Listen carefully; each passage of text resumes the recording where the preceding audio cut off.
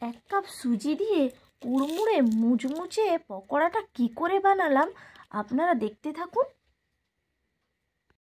Shampa kitchen with village ফুডে আপনাদেরকে স্বাগত। প্রতিদিনের মতন আবারও চলে এসেছি একটা রেসিপি নিয়ে।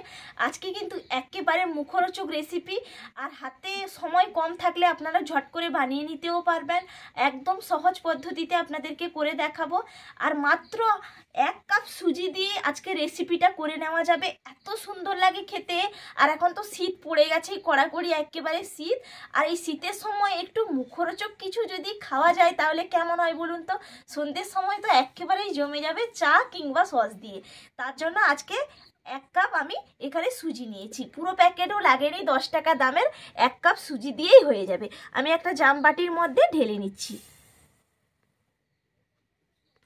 সুজির মধ্যে দিয়ে দেব পেঁয়াজ কুচি, দিয়ে দিচ্ছি লঙ্কা কুচি, আর এখানে দিয়ে দেব রসুনটা গ্রেট করে নিয়েছি গ্রেটারে, গ্রেট করা রসুন আর গ্রেট করা আদা, আর দিয়ে দেব ধনেপাতা কুচি, সঙ্গে চিলি ফ্লেক্স, আর দিয়ে দেব গোটা সাদা জিরে। এখানে নিয়েছি টক দই, এখানে 4 চামচ টক দই আছে।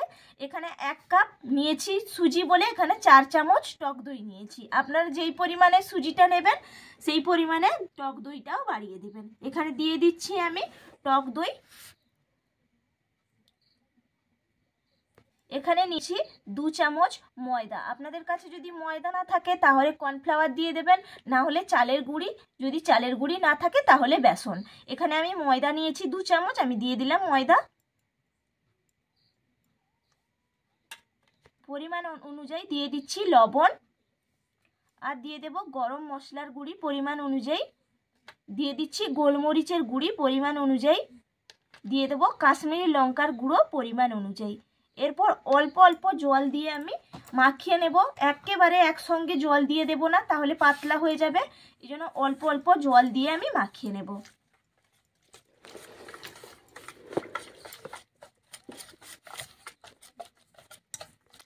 দেখুন অল্প অল্প জল দিয়ে আমি মাখিয়ে নিয়েছি। খুব একটা বেশি একসঙ্গে জল দিয়ে দেবেন না, তাহলে পাতলা হয়ে যাবে, আপনারা বুঝতেও পারবেন না। এটা দেখুন সুজিটা তো একটু ফুলবে, এই জন্য ভালো করে মাখিয়ে নিলাম।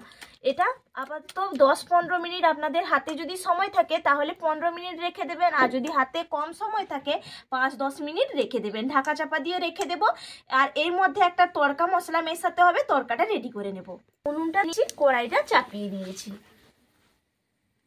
কড়াইটা গরম হয়ে গেছে, কড়াইয়ের মধ্যে দিয়ে দিচ্ছি সাদা তেল। 1 চামচ সাদা তেল দিলাম। তেলের মধ্যে দিয়ে দিচ্ছি হিং, দিয়ে দিচ্ছি কারি পাতা,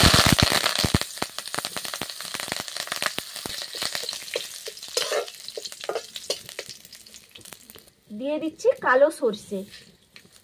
একটু ভালো করে নাড়িয়ে নেব।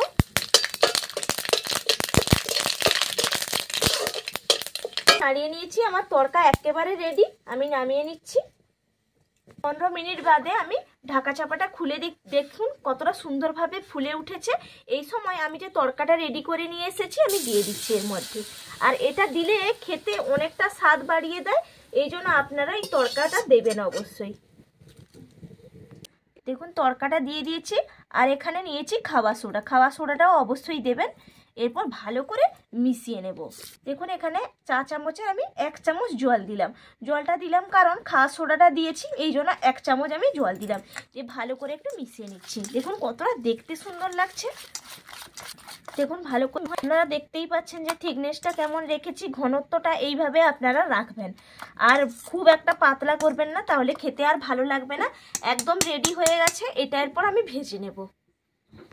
দিয়ে দিচ্ছি কড়াইয়ের মধ্যে সাদা তেল। দেখুন তেলটা গরম হয়ে গেছে। তেলটা গরম হয়ে গেছে, আমি আঁচটা একেবারে উনুনের কমিয়ে দিয়েছি। আঁচ কমিয়ে কিন্তু ভেজে নেবেন, আর তেলটা গরম করে নেবেন। এরপর আমি দিয়ে দিচ্ছি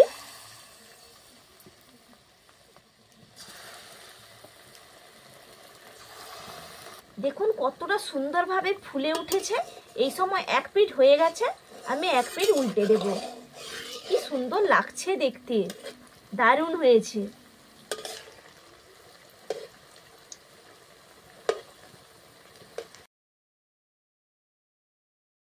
ভাজা হয়ে গেছে। এটা কতটা সুন্দর হয়েছে দেখুন।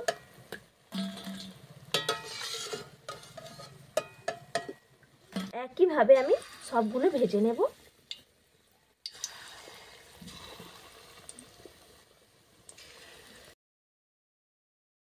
দেখুন আমার সবগুলো ভাজা হয়ে গেছে আর কতটা সুন্দর হয়েছে দেখুন।